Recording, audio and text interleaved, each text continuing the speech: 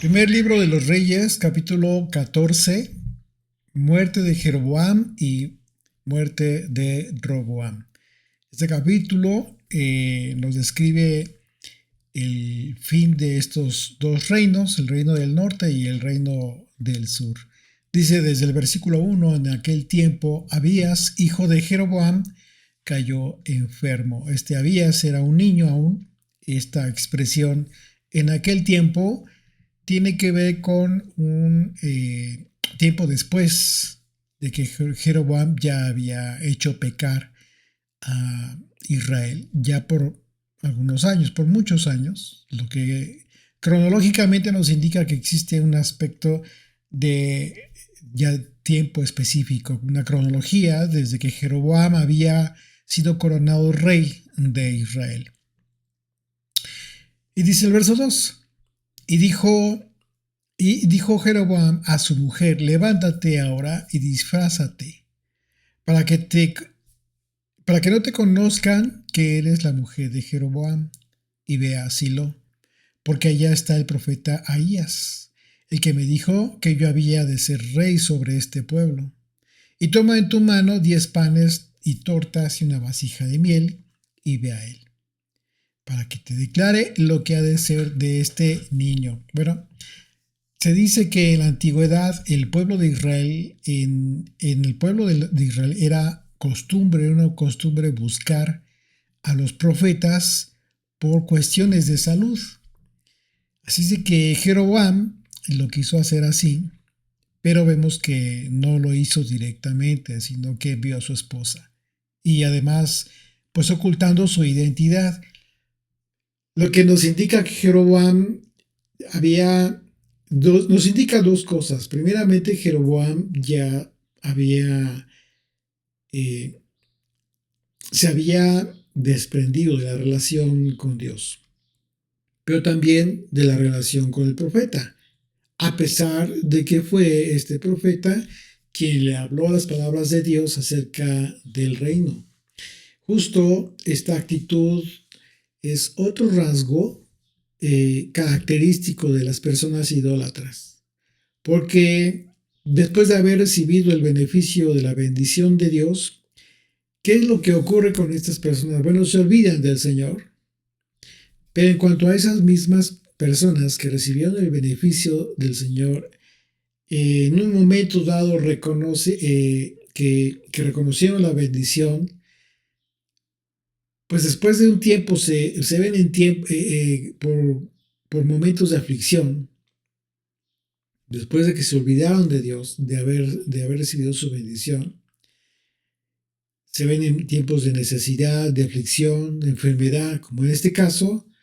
Entonces ahí sí se acuerdan de que hay un Dios y le buscan para pedirle, y peor aún en ocasiones para exigir a Dios que los saque de sus problemas, cuando en realidad fueron ellos mismos los que se metieron en sus problemas, ¿no? ¿Y por qué hablo de idólatras que buscan a Dios? Bueno, porque no todo el que habla de Dios, del creador de los cielos y la tierra, y que dice creer en Él, son en realidad creyentes.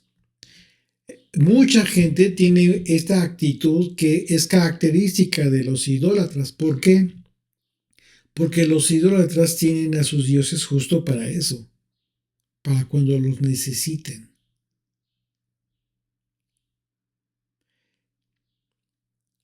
Y bueno, en, en, en, en concreto, pues esta es una actitud de ingratitud. Después de que recibiste la bendición de Dios y hasta la reconociste al Señor por la bendición que te dio, te olvidas de Él. Y continúas con tu vida como si no existiera Dios. Eso es ingratitud, un pecado que desagrada totalmente al Señor. Y esto fue exactamente lo que hizo Jeroboam, porque al haberse olvidado de Dios y del profeta Ahías, se desvió del buen camino e hizo cosas totalmente abominables, como ya lo hemos analizado en capítulos anteriores, que llevó al pueblo a alejarse de Dios. Llevó al pueblo a la idolatría y aún así Jeroboam tuvo la sinvergüenza de buscar a Dios a través del profeta.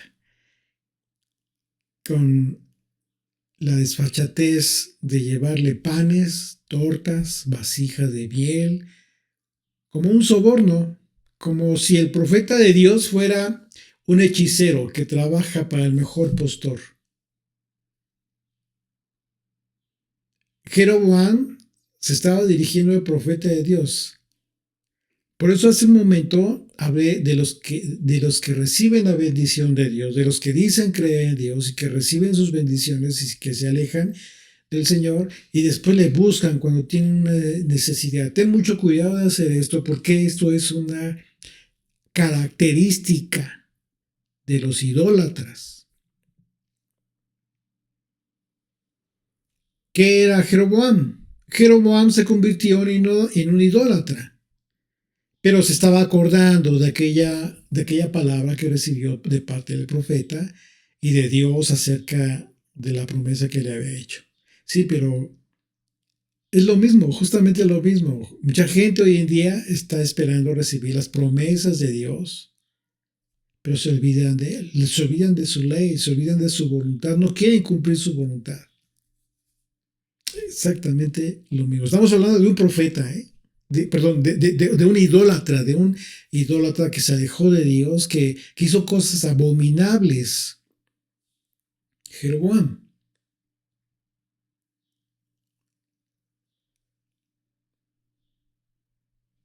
Y con estos panes, Jeroboam consideró pagarles por sus servicios al profeta de Dios para que le dijera lo que iba a hacer de su hijo, que se encontraba enfermo.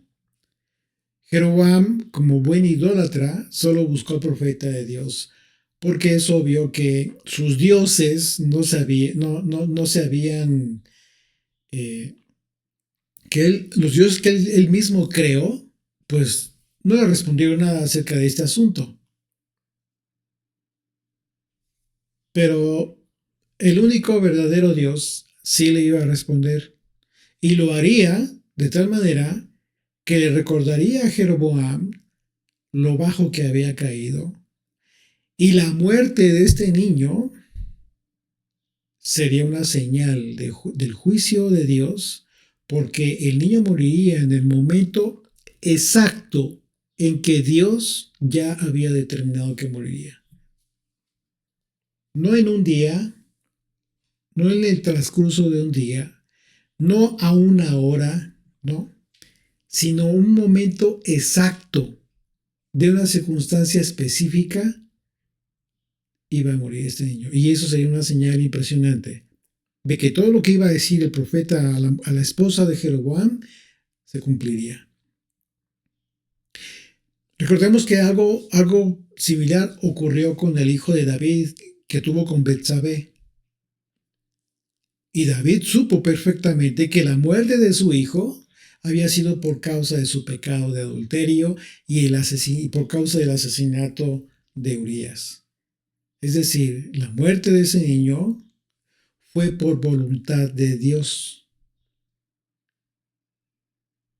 Pero hay que conocer a Dios y el carácter de Dios para poder entender por qué Dios toma este tipo de decisiones. Porque mucha gente que no conoce a Dios reclama y dice, ¿cómo es posible que Dios permita eso? Que un niño inocente, bueno, no conoces a Dios. Tú te preocupas por el niño, pero Dios es quien lo creó. Dios lo tiene mejor, en un lugar mucho mejor, pero tú no lo conoces, tú no sabes eso si tú reclamas lo que hace Dios, porque no lo conoces y no sabes de lo que es capaz. No sabes por qué razón Dios emite sus juicios de tal manera para señal, para corregir, para disciplinar a los que aún están en este mundo. Entonces, fíjate bien lo que, y bueno, para demostrarte esto que te acabo de decir, Acompáñame al segundo libro de Samuel. Vamos a recordar lo que ocurrió con David, para que tú entiendas. David era un hombre que a pesar de sus pecados, a pesar de que hizo muchas cosas malas delante de Dios, siempre se arrepintió, siempre le buscó, siempre se humilló y entendió su pecado. Acompáñame al segundo libro de Samuel, capítulo 12, verso 15 en adelante. Dice, y Natán se volvió a su casa. Sí, para Natán le hizo ver su pecado, su pecado de adulterio a David. Y una vez que el profeta se retira, dice, y el Señor hirió al niño que la mujer de Urías había dado a David. ¿Qué dice? Que se enfermó por causas. No, dice, Dios hirió al niño. Te pregunto, ¿que el niño tuvo alguna culpa del pecado de David y de su madre? Pues no. Pero tienes que conocer el carácter de Dios, tienes que conocer cuáles son los motivos de Dios, por qué hace las cosas. Pero a pesar de eso, te vas a dar cuenta en el estudio de este capítulo que Dios tiene misericordia a pesar de lo que podría ser tan crudo, tan fuerte ante nosotros. Y eso se debe a nuestra limitada capacidad que tenemos. Pero cuando tratamos de desmenuzarlo, poco a poco podemos entender justo que Dios es justo. Entonces el Señor hirió al niño que la mujer de Urías había dado a David y enfermó gravemente. Entonces David rogó a Dios por el niño y ayunó David. Y entró y pasó la noche acostado en tierra, y se levantaron los ancianos de su casa y fueron a él para hacerlo levantar de la tierra, mas él no quiso ni comió con ellos pan. Y al séptimo día murió el niño. Y temían los siervos de David hacerle saber que el niño había muerto, diciendo entre sí, cuando el niño aún vivía, le hablábamos y no quería oír nuestra voz. ¿Cuánto más se afligirá si le decimos que el niño ha muerto? Mas David, viendo sus siervos hablar entre sí, entendió que el niño había muerto. Por lo que dijo David a sus siervos, ¿ha muerto el niño? Y ellos respondieron, ha muerto. Entonces David se levantó de la tierra y se lavó y se ungió y cambió sus ropas y entró a la casa del Señor y adoró. ¿Te das cuenta de lo que te acabo de decir? Si tú no conoces a Dios, entonces dices tú, como muchos incrédulos, ¿cómo es que Dios permite eso? ¿Qué injusticia? ¿El niño qué culpa tenía? Pero tú no eres más justo que Dios. Pero aquí te estoy leyendo, describiendo a un hombre que conocía el corazón de Dios, que era conforme al corazón de Dios. Lo dice la propia escritura, David. Entonces, recibiendo la noticia, se levantó de la tierra se lavó y se ungió y cambió sus ropas y entró a la casa de Dios y adoró. Después vino a la casa y pidió y le pusieron pan y comió. Y le dijeron sus siervos, no entendieron, ¿qué es esto que has hecho? Pues el niño, viviendo aún, ayunabas y llorabas, y muerto él, te levantaste y comiste pan. Y él respondió, viviendo aún el niño, yo ayunaba y lloraba, diciendo, ¿quién sabe si Dios tendrá compasión de mí? Y vivirá el niño. ¿Te das cuenta? No podemos exigirle a Dios nada. Podemos rogar, suplicar, como lo hizo David, y tener esa expectativa. Pero no por el hecho de que sea algo diferente a lo que tú oraste significa que Dios es injusto. Ten mucho cuidado de cómo piensas. Verso 23. Mas ahora que ha muerto, ¿Para qué he de ayunar? ¿Podré yo hacerle volver? Yo voy a él, mas él no volverá a mí. Este es un hombre, estas son palabras de un hombre que conocía a Dios, que conocía la voluntad de Dios y aceptaba con plenitud la voluntad de Dios. Por eso se levantó y adoró al Señor. Entonces, ¿cuál fue la diferencia entre Jeroboam y David si ambos perdieron a sus hijos pequeños? La diferencia fue que David, a pesar de sus fallas, jamás se apartó de Dios. Y cuando fue confrontado por el profeta de Dios, por Natán, se arrepintió de su pecado.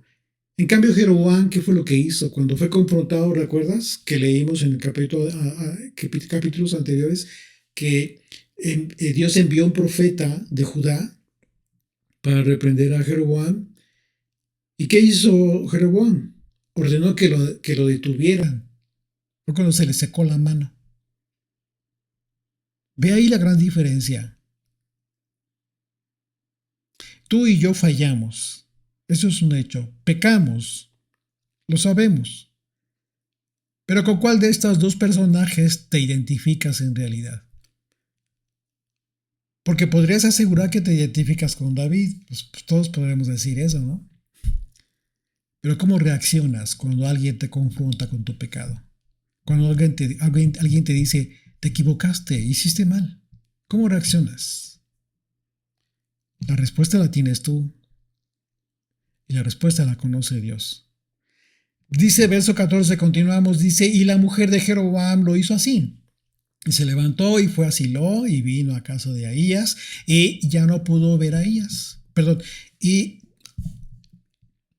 ya no pudo ver a Ahías. Está refiriéndose al profeta, porque sus ojos se habían oscurecido a causa de su vejez. Ya estaba muy grande, ya era muy viejito el profeta. Dice más, el Señor había dicho a Ahías, he aquí que la mujer de Jeroboam vendrá a consultarte por su hijo, que está enfermo. Así y así le responderás. Pues cuando ella viniere, vendrá disfrazada. Cuando Ahías oyó el sonido de sus pies al entrar ella por la puerta, dijo, entra mujer de Jeroboam. ¿Por qué te finges otra? He aquí, yo soy enviado a ti con revelación dura. Impresionante. Entonces lo que el profeta le dijo a la mujer de Jeroboam de inmediato, pues representó todo lo opuesto a lo que Jeroboam y su mujer tenían como expectativa. Ellos esperaban algo diferente, porque Jeroboam recordó que el profeta le había dicho que Dios le entregaría el reino de Israel. Pues sí, pero había un pacto, y un pacto se cumple principalmente por parte de nosotros, porque Dios siempre es fiel. Aquí quien no cumplió el pacto fue Jeroboam. No creyó al Señor y comenzó a hacer una serie de inmundicias, terribles cosas, templos, y creó otros sacerdotes que no tenían nada que ver con los levitas, las imágenes, etc. Entonces Jeroboam fue quien falló. Pero aún tenía esta expectativa. Una vez más te recuerdo, esta es la actitud de un idólatra. No importa que se diga que es de tal corriente, que sigue a Dios, al Dios de Israel, y que cree en Jesucristo, en Yeshua. Eso no importa. Cómo vive su fe es lo que realmente te dice si es un creyente o si es un idólatra. Así es de que estos dos aspectos de los que le habló el profeta fue un golpe contundente. Sí, el disfraz de que nada le sirvió a la mujer y la advertencia de que recibiría una dura revelación. De antemano se lo estaba diciendo. Dice el verso 7, ve y di a Jeroboam. Así dijo el Señor Dios de Israel. Por cuanto yo te levanté de en medio del pueblo y te hice príncipe de mi pueblo Israel, y rompí el reino de la casa de David, y te lo entregué a ti. Y tú no has sido como David mi siervo, que guardó mis mandamientos, y anduvo en pos de mí. ¿Con quién lo está comparando? Justo con David, aquel que le conocía. Y anduvo en pos de mí con todo su corazón, haciendo solamente lo recto delante de mis ojos, sino que hiciste lo malo sobre todos los que han sido antes de ti, pues fuiste y te hiciste dioses ajenos e imágenes de fundición para enojarme. Y a mí me echaste tras tus espaldas. Subraya esto. Me echaste tras tus espaldas. Por tanto, he aquí que yo traigo mal sobre la casa de Jeroboam, y destruiré de Jeroboam todo varón, así el siervo como el libre de Israel. Y barreré la prosperidad de la casa, y barreré la posteridad, sus generaciones, de la casa de Jeroboam, como se barre el estiércol hasta que sea acabada. El que muera de los de Jeroboam en la ciudad lo comerán los perros, y el que muera en el campo lo comerán las aves del cielo, porque el Señor lo ha dicho. ¡Qué terrible juicio! ¡Qué impresionante! Jeroboam se convirtió en la medida de los reyes de Israel que vendrían después de él. Y el contraste en el juicio decretado por Dios pues fue nada menos que David. Pues en la comparación el Señor reconoce a David como su siervo, porque como lo comentábamos, aunque David cayó en algunos pecados, constantemente perseveró en la verdadera adoración de Dios, de la cual Jeroboam se había ya revelado. Y en segundo lugar, David se arrepintió de corazón y se volvió de todos sus pecados, mientras que Jeroboam fue obstinado e incorregible. Él continuó en su pecado. Y esta expresión es muy interesante, la expresión "y a mí me echaste tras tus espaldas", porque estas palabras fueron expresadas también por estas palabras que expresó en este momento el profeta Ahías en el mismo sentido, en el mismo contexto, fue que las expresó el profeta Ezequiel, en el contexto del olvido de Dios por parte del pueblo de Israel. Es decir, Ahías hizo esta expresión para con Jeroboam, pero era obvio que a Jeroboam lo siguió todo el pueblo. ¿Por qué? Porque todo el pueblo sabía que lo que estaban haciendo estaba mal, pero no les importó. Ezequiel capítulo 23, a partir del verso 32, dice así: así ha dicho el Señor Dios, beberás el hondo y el ancho cáliz de tu hermana, que es de gran capacidad. De ti se mofarán las naciones y te escarnecerán. Serás llena de embriaguez y de dolor por el cáliz de soledad y de desolación, por el cáliz de tu hermana Samaria. Lo beberás, pues, y lo agotarás, y quebrarás sus tiestos, y rasgarás tus pechos, porque yo he hablado, dice el Señor Dios. Por tanto, así ha dicho el Señor Dios, por cuanto te has olvidado de mí y me has echado tras tus espaldas. Por eso, lleva tú también tu lujuria y tus fornicaciones. Qué terrible juicio recibieron ambos reinos, tanto Samaria como Jerusalén. Entonces podremos decir que esa expresión es la misma manera de hablar para describir el perdón de Dios de nuestros pecados. Es decir, en un sentido opuesto. ¿Por qué? Porque sobre las espaldas de Jesucristo fueron nuestros pecados. Dios nos perdonó. Él puso nuestros pecados sobre sus espaldas, sobre las espaldas de su Hijo, del Mesías. Y se olvidó de ellos. Y claro, esas son buenas noticias para cuando se describe un trato de Dios hacia nuestros pecados, o sea, en un sentido opuesto al que Dios le reclamó a Jeroboam. Pero pues es una noticia terrible cuando se describe este trato de una persona hacia Dios, cuando todo la voluntad, lo que Dios ha ordenado, lo que a Dios le agrada, lo que Dios ha dispuesto, lo echas tras tus espaldas, porque te olvidas. Esta expresión implica eso. Jeroboam y el pueblo se olvidaron de Dios. Jeroboam pudo haber tenido una dinastía duradera, pero desperdició la promesa de Dios con su incredulidad, con su idolatría y con su total rechazo hacia Dios. Dice el verso 12, y tú, levántate, le está diciendo el profeta a la mujer, levántate y vete a tu casa.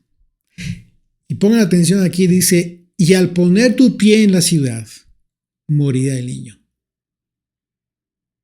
Y al poner tu pie en la ciudad, morirá el niño. Y todo Israel lo endechará. Aquí está la diferencia. Aquí está lo que en la sabiduría, solo en la sabiduría de Dios podemos comprender. No en tu sabiduría, no en tu justicia, no en tu propio corazón, porque no lo vas a comprender. Pero dice, aquí viene lo que dice el juicio de Dios y que se cumpliría acerca de este niño. Dice, y sí, moriría, sí, pero dice, y todo Israel lo endechará y lo enterrará. Porque de los hijos de Jeroboam, porque de los de Jeroboam, solo él será sepultado. ¿Te acuerdas que acabamos de leer un juicio bien terrible que serán comidos por los perros y por las aves del cielo? No, en este caso, en el caso del niño, todo el pueblo lo lamentaría. Y dice, y solo él será sepultado, por cuanto se ha hallado en él alguna cosa buena delante de Dios, del Dios de Israel, en la casa de Jeroboam. Y el Señor levantará para sí un rey sobre Israel, el cual destruirá la casa de Jeroboam en este día, y lo hará ahora mismo. El Señor sacudirá a Israel al modo de la caña, que la caña se agita en las aguas. Y él arrancará a Israel de esta buena tierra que había dado a sus padres. Aquí está el juicio decretado acerca de la dispersión de las tribus del norte. Y los esparcirá más allá del Éufrates, por cuanto han hecho sus imágenes de acera, enojado al Señor. Y él entregará a Israel por los pecados de Jeroboam, el cual pecó y ha hecho pecar a Israel. Las palabras del profeta representaron un juicio con consecuencias de inmediato, pero también a futuro. La muerte del hijo de Jeroboam fue una demostración de misericordia de Dios, porque al menos él podría ser enterrado con honor. ¿Qué te dice esto? Yo lo recibiría a este pequeño.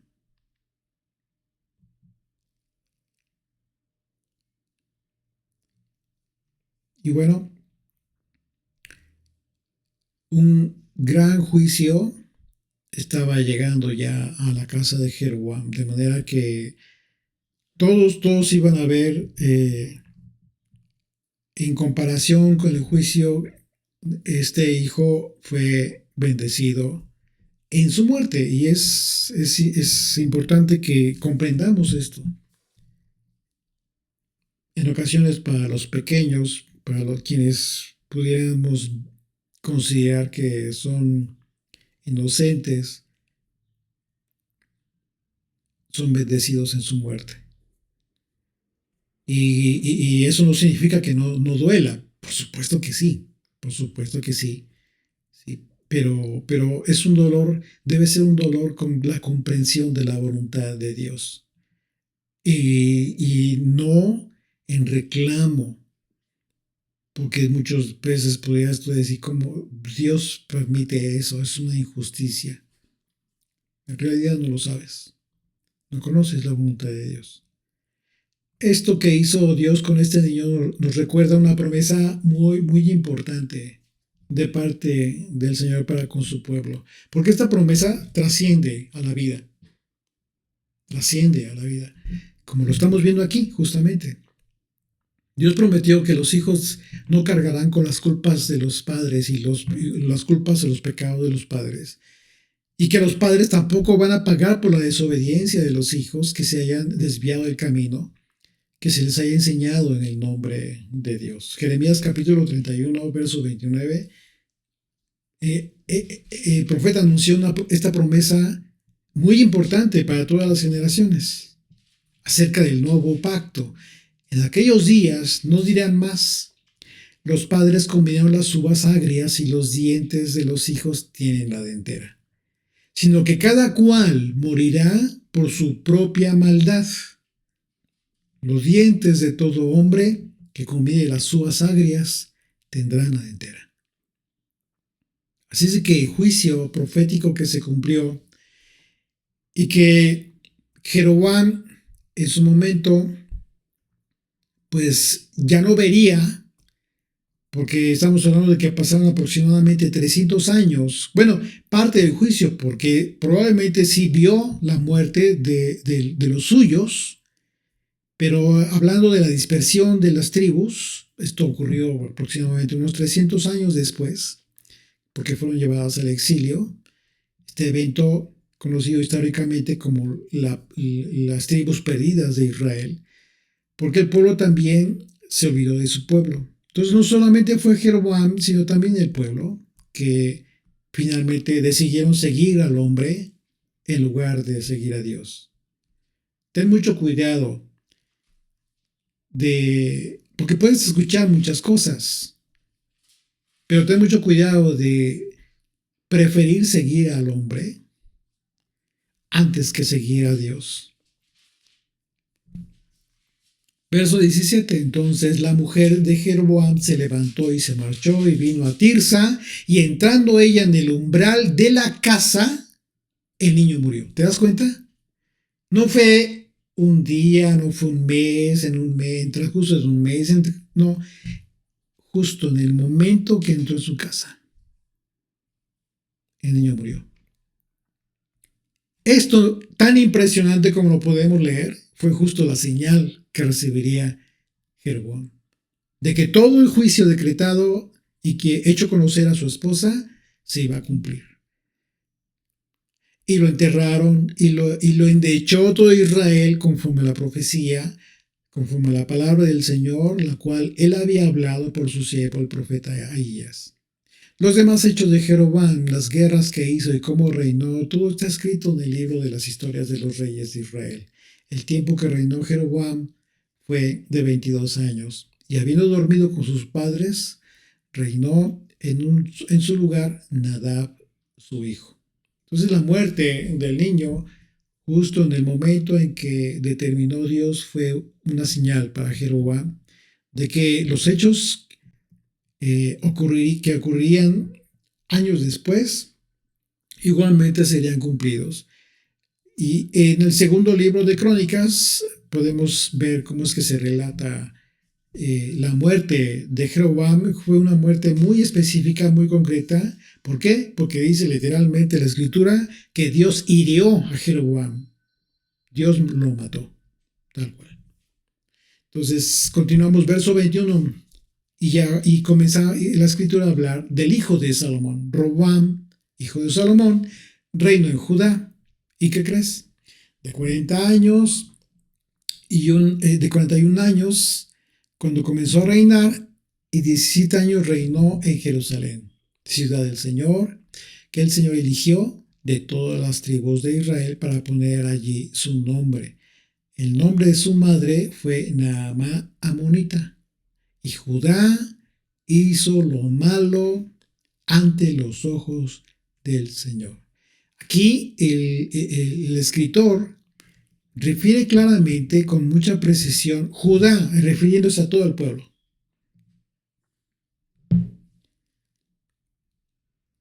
¿Pero por qué? Pues porque tenían a Roboam, que finalmente también se corrompió. Y Judá hizo lo malo ante los ojos del Señor y le enojaron más que todo lo que sus padres habían hecho en sus pecados que cometieron. Porque ellos también se edificaron lugares altos, estatuas e imágenes de acera en todo collado alto y debajo de todo árbol frondoso. Hubo también sodomitas. ¡Qué terrible! Hubo sodomitas en Jerusalén. E hicieron conforme a todas las abominaciones que las naciones que el Señor había echado delante de los hijos de Israel. El hijo de Salomón, que también tuvo la gran oportunidad de hacer lo bueno delante del Señor, hizo lo malo. Y no solo él, sino todo Judá, todo el pueblo, a grado de que hubo gente que se constituyeron como sodomitas. ¿Qué es un sodomita? La palabra sodomita en el hebreo es la palabra kadesh. Entonces, es una derivación de la palabra kadosh, que en concreto la palabra significa consagrado, solamente que la palabra kadesh se traduce como una persona consagrada, devota por prostitución a la idolatría licenciosa. Hay una gran diferencia, ¿verdad? Aunque los términos pudieran en un momento parecer, pero ser parecidos, pero hay una gran diferencia. Entonces el culto a los dioses e ídolos que se practicó en Jerusalén fue como lo hacían las naciones paganas del mundo antiguo. En el templo había prostitutas que practicaban los rituales a los ídolos abominables, violando el mandamiento de Dios que Dios prescribió para su pueblo, sí, como una nación escogida de delante de todas las naciones. El mandamiento literalmente dice así: no haya ramera entre las hijas de Israel, ni haya sodomita de entre los hijos de Israel. ¡Qué terrible! Verso 25. Al quinto año del rey Roboam, subió Sisac, rey de Egipto, contra Jerusalén y tomó los tesoros de la casa del Señor. Fíjate nada más qué terrible y qué lástima. Todo lo que hizo Salomón, como dice el dicho, nadie sabe para quién trabaja. Todas las riquezas, todo aquello que hizo Salomón, y en lo cual, como vimos y como lo analizamos, se excedió, fue una riqueza excesiva a costa del sometimiento del pueblo.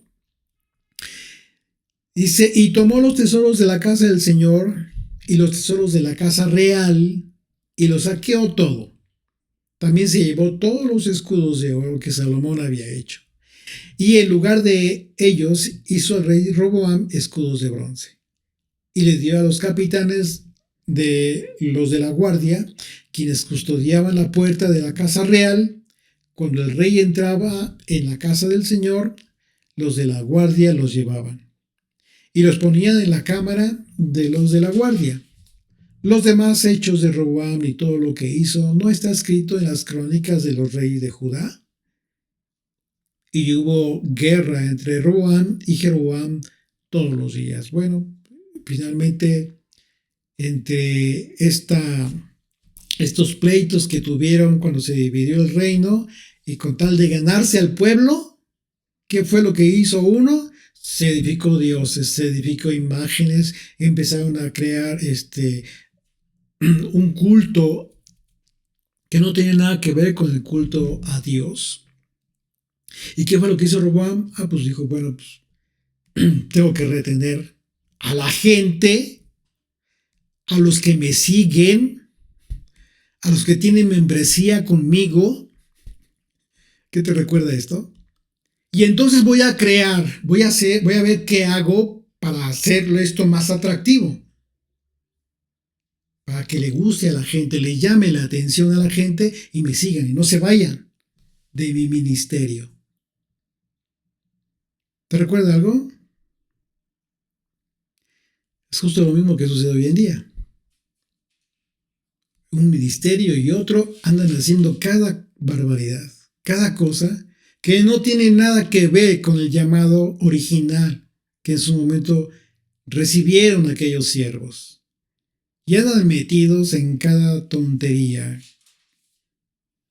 ¿Con tal de qué? Con tal de ganarse a su pueblo, con tal de tener más adeptos, para que no se vayan a otro ministerio. Fue lo mismo que hicieron estos dos reinos, uno y otro, tanto Jeroboam como Roboam, hicieron lo que no debían haber hecho y que resultó malo ante los ojos de Dios. Y durmió Roboam con sus padres y fue sepultado con sus padres en la ciudad de David. El nombre de su madre fue Naamá, amonita, y reinó en su lugar Abiam, su hijo. Este capítulo concluye con la descripción de la madre de Roboam, hijo de Salomón.